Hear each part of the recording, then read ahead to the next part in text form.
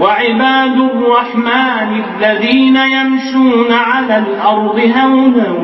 وإذا خاطبهم الجاهلون قالوا سلاما والذين يبيتون لربهم سجدا وقياما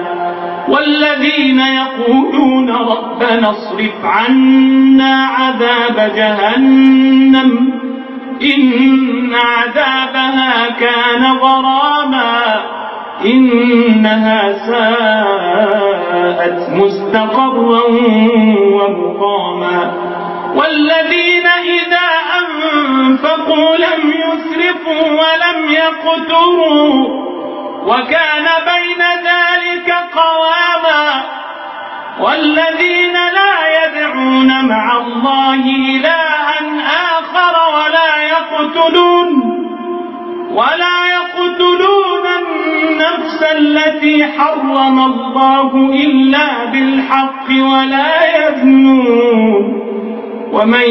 يفعل ذلك يلقى أثاما يضاعف له العذاب يوم القيامة ويخلد فيه مهانا